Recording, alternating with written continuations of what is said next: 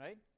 Where we looked at linked lists, unsorted arrays, sorted arrays, and we looked at the operations of find, insert, and delete, and we saw the various trade-offs between them.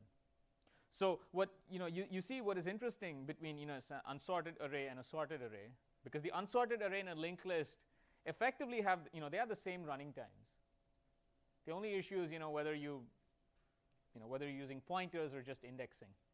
But for these operations, they're just the same. But between sorted and unsorted, you have this trade-off, where the cheap operations here become expensive and vice versa, right? And this often comes up when you have to think about problems like in the real world, where you have to choose a data structure to perform a particular task. You might get this thing where certain operations are more expensive, certain are cheap, and then you have to think which operation is more frequent and optimize for that. And this comes up a lot when people actually code, like let's say at Google or Twitter or something, where they're actually processing large gobs of data. They have to think about which is the best way to do it. And this is sort of why this course is important, because we tell you all of this so that then you have some way of thinking about these questions. Okay. So having said that, so now we have binary search on sorted arrays. So what I would like to do is just do the analysis of binary search and show you how this log n comes about, because this log n is something that will repeatedly appear through the course. Okay. So how many of you have seen binary search before? Okay. Most of you. Would you still prefer that I write the code again and just go over it? Okay. All right. So let's do binary search. So binary search finds in a sorted array faster than the standard search, and this is often called linear search. Linear search is called linear because it runs in linear time. I mean, okay, this doesn't run in binary time, but whatever. So there's still some connection with binary representations. But again, in this table, you see three very common running times: constant time, logarithmic time, linear time. Okay? Right? And these are sort of the big O or thetas that often you will see. Okay, so how does binary search work? So this is faster searching, faster search or find in a sorted array. So here is our sorted array A. And so the way binary search works is, instead of running a for loop that goes through it, you search in the middle. So let's look at, I'm going to refer to this index as mid. Right? So you can think of mid is going to be something like, in this case, it would be something like n over 2, maybe floor or ceiling, where n is the length of A. And so we want to find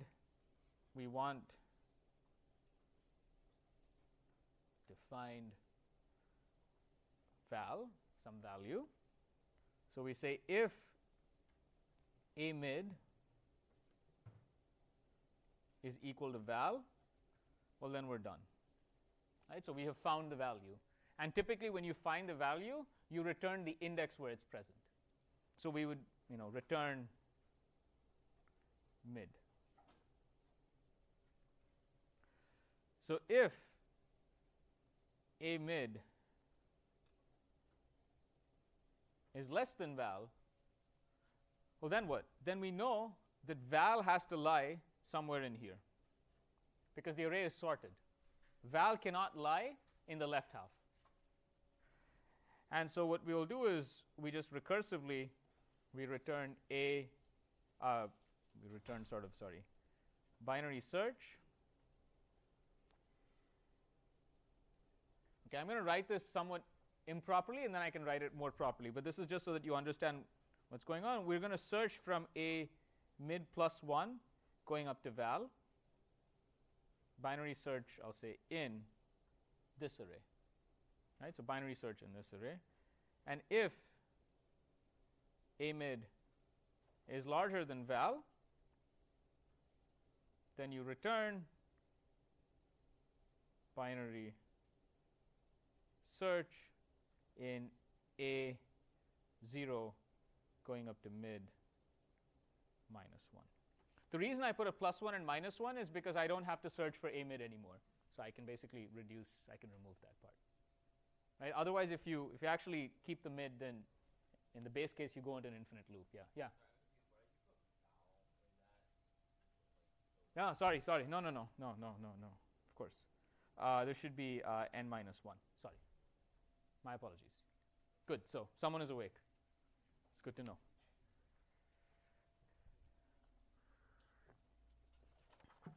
All right. So is the logic clear? So usually the way that you would implement this using a recursive function is so this is again this is sort of imprecise. So what you would do is you actually keep track of 2 pointers, often called low and high.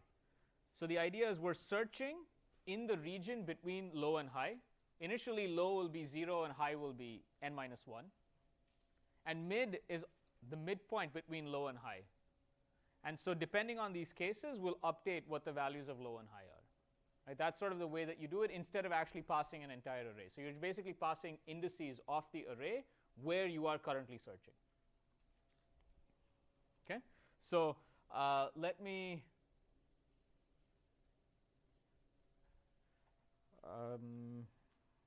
make sure that I get this correct. Okay, so let's just say that we're going to return, I'm going to create, I guess technically it's an unsigned int, but anyway, just think of it as an int procedure, which I'll call binary search, right, which takes the following argument. So it takes the array, it takes an index called low, an index called high, and it takes a value, val. Right, so you're searching for value, low and high are indices. So the base case is that if low is equal to high, right? If low is equal, so my code is going to be not the most concise, but I'm just doing it this way just to get some sort of conceptual clarity. So if low is equal to high, then we'll say if A of low is equal to val, then we can just return this index low. Else we'll return, well, okay, so this is badly written on my part, so sorry. Just say int. I'm just going to return -1. So -1 is like I couldn't find it. So I'm returning an int, I'm returning an index, and I'm returning -1, which means I couldn't find it. Okay, so if low is equal to high, this is what happens. If low is greater than high, so there's something wrong here, just return -1. So I think of this entire block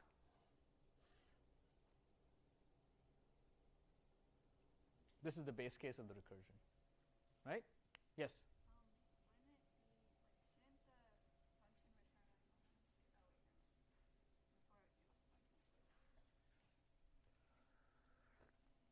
Exactly. Yep. So, okay. Good. So we can move this and have that over here. I don't know if you noticed, I have another pen now. It's a different one. The other one ran out of ink. And huh? Well, I mean, I can refill ink, but yes. But I was bored of writing with it, so I decided to change. Okay. Okay, so good. So we have, this is the base case. And so now low is less than high, strictly less than high. So let's just say the mid is going to be the floor of low plus high divided by 2. Again, in code, you don't even have to put the floor, right? If you just do low plus high divided by 2, if these are ints, then you automatically take the floor. But I'm just writing it explicitly as floor so that we know what it is. And so if a mid is equal to val, will return mid. And you might say, well, I could have done this part actually at the very beginning and not have to do it over here, which is true. But I just want to sort of separate out the base case from everything else, just because it'll just help us think about the running time. Okay. Now, if a mid is more than val, then we return binary search on A. Okay, so now what am I going to reset low and high to be? What do I reset? So I have to reset low and high. Maybe this picture is helpful here. Sorry, there. Right, so I know that val is in this range. Yeah. Exactly. Right, so I'm going to set the low to be mid plus 1. I keep the high as is.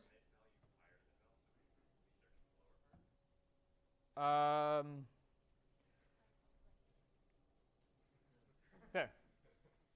Yes, you're right. Somebody else is awake. Good. More people are waking up as we go along. That's right. So when a mid is less than val, I'm sorry, a mid is less than val, then you go to mid plus 1 and high, and you're still, of course, just searching for val, so you just return that. And if a mid, so the third case is if it's greater than val, then we return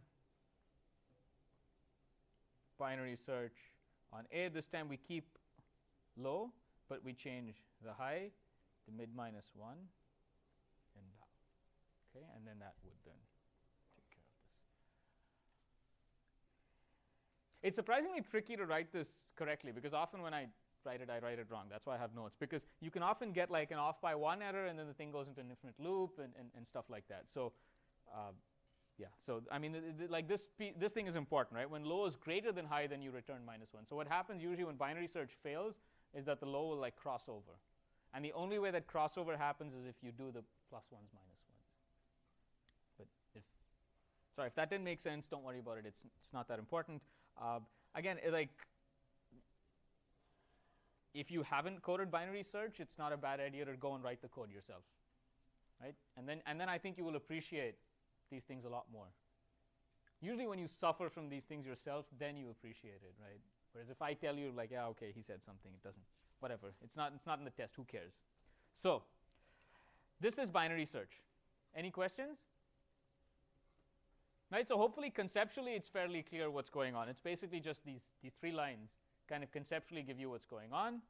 And when you implement it, you have this base case, and then you have the 3 cases listed here. Okay. So unlike the analysis of the sorting algorithms, or hang on, let me get this out of the way, find, the runtime analysis of binary search is not as easy. So this is T of n is the worst case running time of binary search. Right, so this is kind of tricky to think about because there's no loop. So usually if you have a loop, you'll say, okay, this loop runs that many number of times, and so you can count the number of lines of code that are executed. But now that this function is recursive, it's a lot harder to think about. So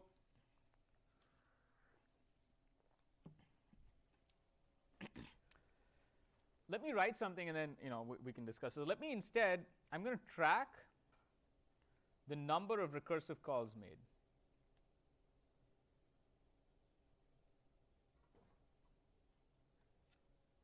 Because the number of lines of code is basically the number of recursive calls made up to a constant factor. Right? Because if you look at the running time of all of these steps, this is all just O of 1. O of 1 time. Does this make sense? Because it's just constant lines of code, just checking indices and values. So all of this, the base case is O of 1. This portion here is also O of 1. But then the running time of the outer procedure depends on the running time of this procedure, which kind of goes back and then depends on this. So if you think about it, it's almost like cyclic.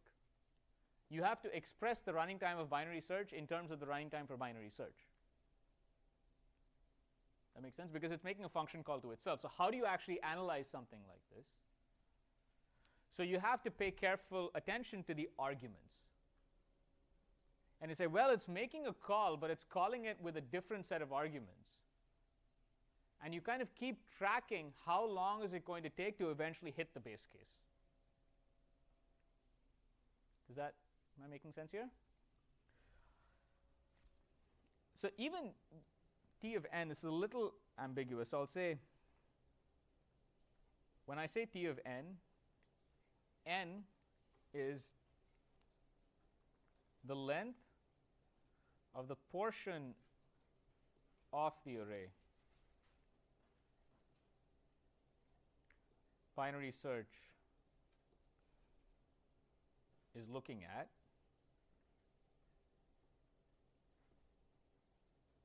And the length of that portion is really that's high minus low, technically plus 1. Like that's the length of the portion that is being looked at, right? It's high minus low plus 1 because it's inclusive. Does this make sense? So when binary search is making a call at whatever, a, low, high val, the number of elements that it's actually considering is high minus low plus 1. Okay? All right. Okay, now question, so that everybody can wake up. Question. At depth I of the recursion, does this make sense? So depth I of the recursion is, think of the box trace, right? So you have an initial call, which makes another call, which makes another call, which makes another call. So depth I is I go I steps down, which means that at the ith recursive call,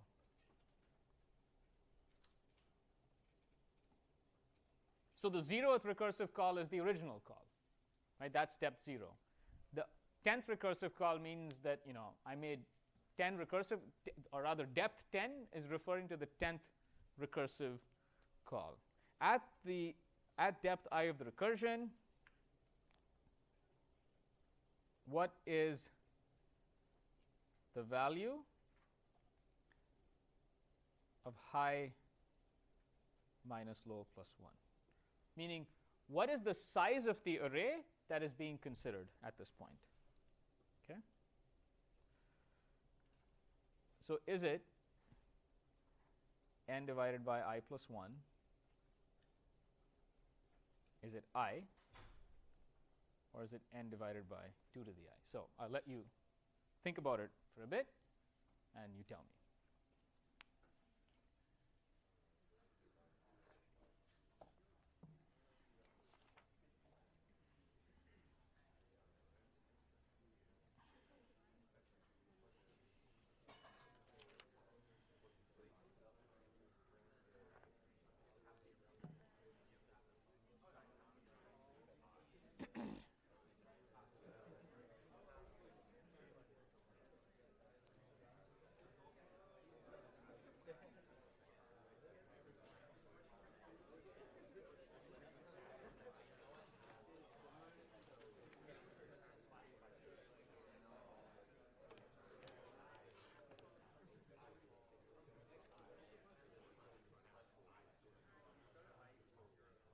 Okay, so what is the answer? The answer? Good. At least those of you who raised it, yes, see that it's screen. It's n divided by 2 to the I, right? Because at every stage, you're essentially halving the size of the array that you're looking at. Okay, so let me just draw a picture over here to explain that. So the way that way that I like to think about these things is, you sort of draw, this is the recursion tree. This is like the recursion, I mean, in this case, it's not much of a tree, but it's a chain. So this is like saying the initial low is equal to 0, high is equal to n minus 1. Then at the next stage, low is going to change, high is going to change. And this is going to keep changing. But if you keep track of the difference, so at depth 0, high minus low plus 1, this is going to be n. In the next stage, high minus low plus 1 is going to be at most n over 2. I say at most because there are some ceilings and floors, so you might get like n over 2 minus 1 in one case, and n over, right? And so in general, how do you figure out the answer to these questions is you basically work out what happens at the first few levels, and then you try to see what the pattern is, right? And over here, it's going to be less than n over 4 because it's going to halve further, right? So whatever portion you have here, binary search is going to split it in half and either look at this part or look at this part, but never both. So on and so forth. Okay, good. So the question is, when does the recursion terminate? Or, so the size at depth I is at most n divided by 2 to the I. So at what depth do we reach the base case? Which is the same thing as saying is at what value of I is n divided by 2 to the I equal to 1. Okay? Question. This is a serious question, not a facetious one. Do you see the answer? Okay? So red is yes, blue is no. I'll let you talk and see. So at what value of I is n divided by 2 to the I equal to 1? Yeah. Yeah, I'll give you a minute to think about it. You can talk to your neighbor if that helps.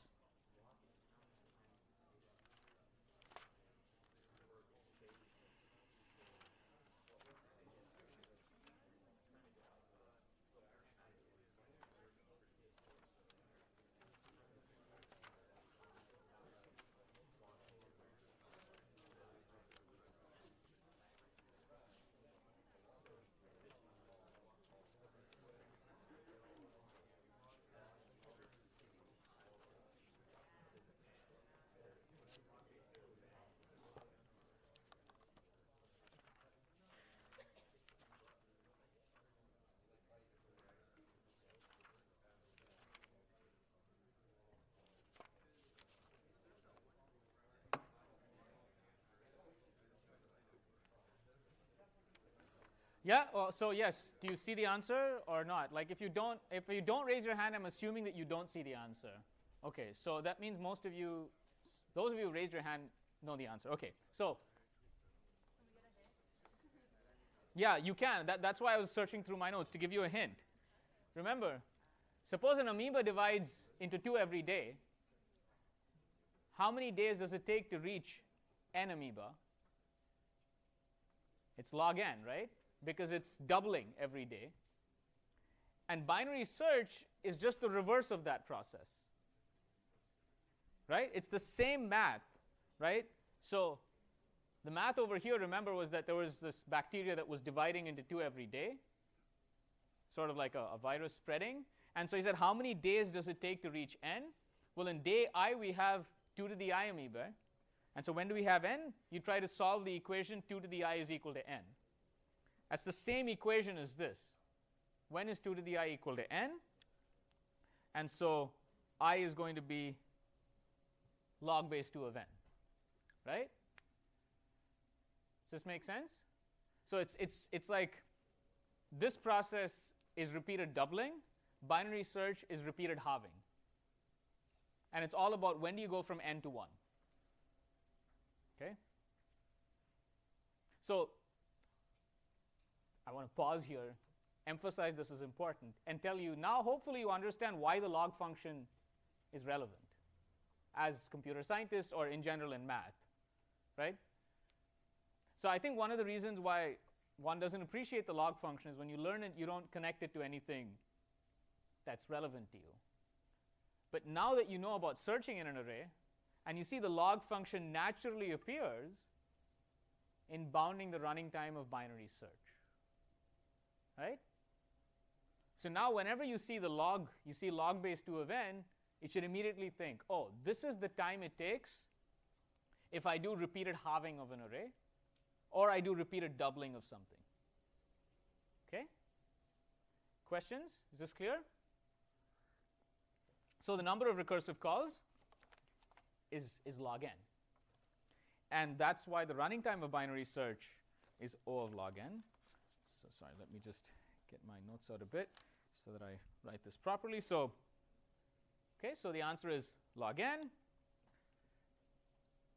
There are at most, so I'll be a little precise here and just take the ceiling but I think maybe even the floor is, well, I don't know, maybe even the floor is correct. But there are at most log base 2 of n recursive calls. Each recursive call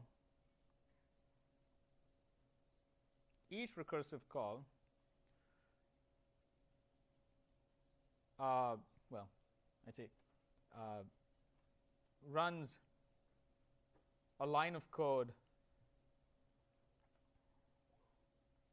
at most once. What I mean by that is if you look at the entire code for binary search and you say what happens in a recursive call, well, all of these lines of code are executed at most once, and then it makes a recursive call. So there's no loops within binary search. Whereas if you've seen something like merge sort, it does recursion and there's a loop inside. So then it becomes more complicated to analyze. But here it's easier because each recursive call is only running a line of code at most once. So if you say how many times is some line of code run in the entire procedure, it's at most the number of recursive calls. Am I making sense here? Right? It's at most the number of recursive calls. So each recursive call runs a line of code at most once.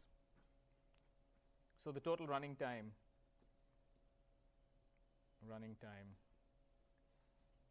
in the worst case is it's essentially O of the ceiling of log base, but the ceiling and O really doesn't matter. It's basically just O of log base 2n, or often we'll just write O of lg of n. You can write O of log n. You don't need to put the base with change of base, but so no matter sort of how you slice this, it's basically log n. So another way of thinking about it is the running time it takes in an array of length n is really the number of bits it takes to write n.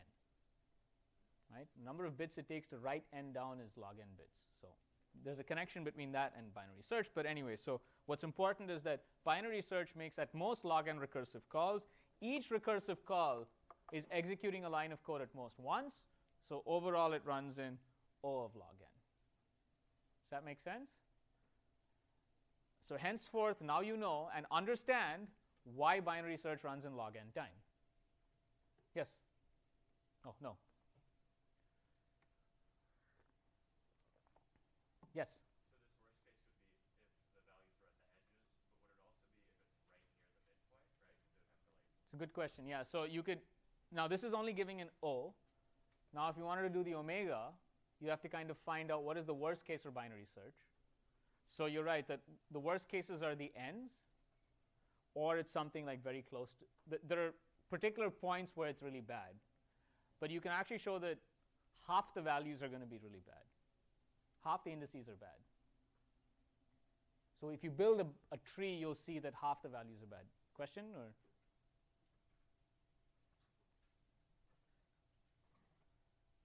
So you see that this only gives you an O bound. It doesn't give omega because it doesn't tell you that it's at least log n in the worst case.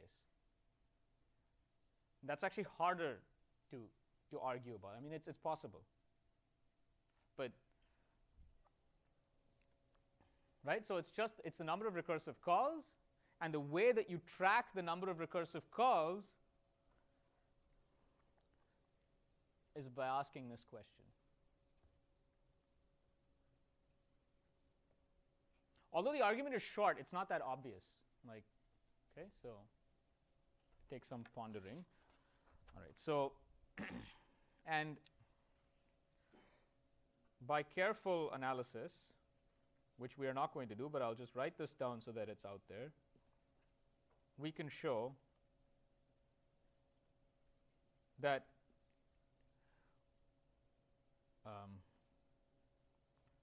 when val is not in the array,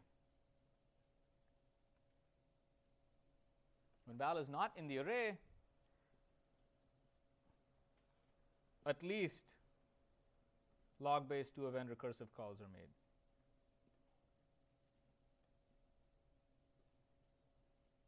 Does that make sense? Because if, sorry, where's my binary search code here? If value is never in the array, then it always makes a recursive call until it finally hits the base case. Yeah? So would that be like an omega case? That's giving you the omega bound. That is, so you just have to expand on what I wrote here. And so from this, you get that T of n is omega log n. Right? Because it's saying in the worst case, you actually do have to do log n searches. Again, conventionally, or mostly what would be expected at the undergraduate level in CS is you just give this argument, the O bound, and that's usually enough. But to be complete, if you wanted to give the omega bound, you also have to make the argument that there exists a case where log n recursive calls are made. Okay?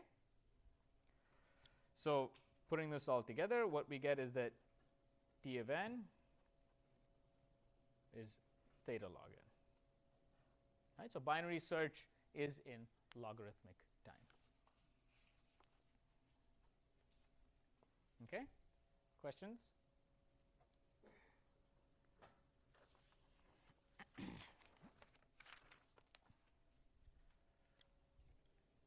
So just to help you kind of appreciate what this is, what I'm going to do is I'm just going to plot n versus, well, I'll say various different T of n, just to give you sort of a picture of what this looks like. So that you can think of as like theta n linear time. Right? So this is like searching in a linked list. Search in linked list. Search in a linked list. This is theta n square, also called quadratic time. This is insertion sort. Note that it climbs pretty steeply. And this is log n, which is binary search. This is logarithmic time. So logarithmic time, linear time, quadratic time, and then you have the flat one, which is constant time. This is called constant time. So pictorially, that's sort of how to think about these things, right? And these 4 times that I gave you, which are constant time, logarithmic time, linear time, and quadratic time, there's one more which is called n log n time. That pretty much covers most of the algorithms that you see. Sort of at, in this course, yes? Factorial is not a common running time. I mean, usually an algorithm that runs in factorial would not be an efficient algorithm. So you don't see it. But there do exist exponential time algorithms, but sort of not at the undergrad. One doesn't encounter them as much in the undergraduate level. But yeah, no, there are weirder times that emerge. There's like n to the log base 2, 7. Like there are all kinds of crazy things that do appear. But typically these are the important ones. So I think to appreciate logarithmic time, here's the way to think about it. So let's just say n is that, what is that number? No, it's big. Of course it's big. But what is it? It has a name. Billion. Thank you. Billion. It's a billion. So if you do linear search, do you think anyone has an array of size billion that they need to search in? Who? Yeah, YouTube. I mean, I don't know. You log in to your email every day, right? So when you log in, your email is stored somewhere. Somebody is searching for your email and password somewhere in some list. I mean, maybe it's a hash table, but anyway. But the point is there's some array somewhere where they're searching. So that's a billion operations. Can you search for an array of size billion on your laptop? Okay. Yeah, okay, with the cloud, sure. But on your laptop. You can store it probably. Yeah, but so binary search, we'll take log base 2n, which is log base 2 of a billion. How much is that? This is where it gets interesting. Like, okay, I'll give you a few minutes. Compute this. Give me an approximate answer. You don't have to compute it exactly. Don't use a calculator. Don't use a calculator. Of course you can run it in a calculator. No. Give me a ballpark figure as to how much this is. Don't raise your hand. I want you to work it out. I'll give you a minute. Talk amongst yourselves if that helps. But tell me how much this is roughly.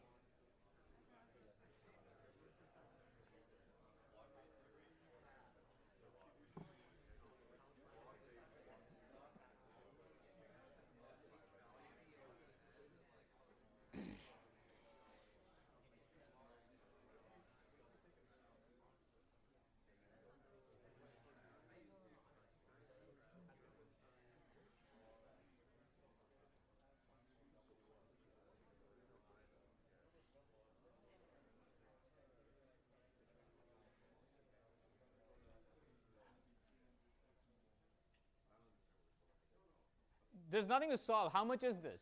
Tell me. Give me a number. Is this 5? Is this 50? Is it 100? Give me a ball. Give me an estimate. 12. 12. Okay.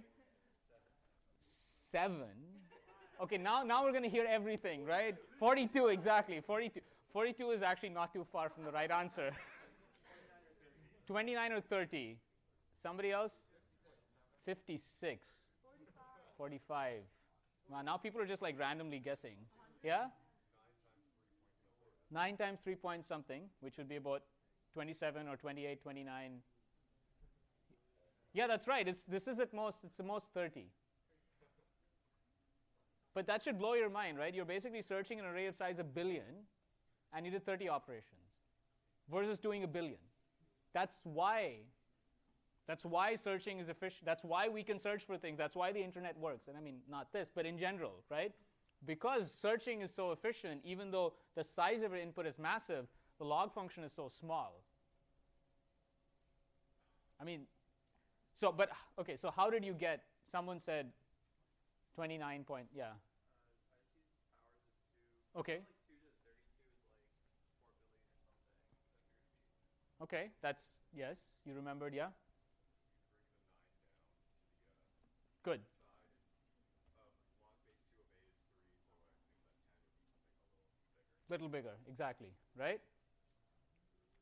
You need to know this because, I mean, powers of 2, I mean, you're in computer science. Powers of 2 are important, right? So there are many ways of seeing this. One way of seeing this is if you apply the rule, you can write this as 9 log base 2 of 10, right? Because you could bring that exponent down. And then, well, 2 cubed is 8, and 2 to the 4 is 16. So log base 2 of 10 is between 3 and 4. Right? So this is contained in 3 or 4. So overall, this is basically contained in 27 to 36. It's somewhere over there. Right?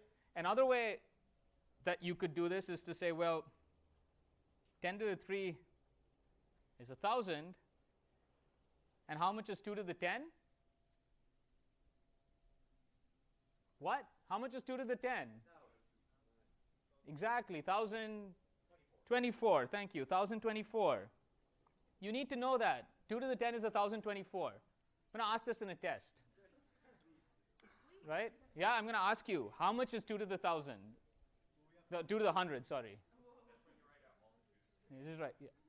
Right, so 2 to the, so, I mean, kilobyte? Does that make sense? Like, that's, yeah, some of this is coming back. Okay, so 2 to the 10 is 1,024, which is like about 1,000. Right, so if you write 10 to the 9, it's like 1,000 cubed, and you say this is at most 2 to the 10 cubed, then log base 2 of 10 to the 9 is at most log base 2 of 2 to the 10 cubed, which is 30. Right? So you could do it either way. It's all, I mean, I just want you to give me a ballpark estimate.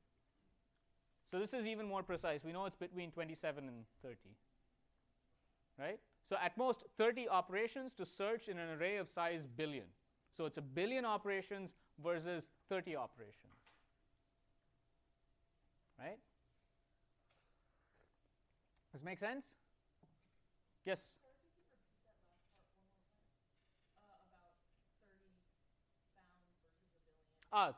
So if you're doing binary search, if you're doing search in an array of size billion, if you're doing linear search, which is like an unsorted array, so you go through everything, you're going to spend about n operations. It's going to take n operations. So that's a billion operations.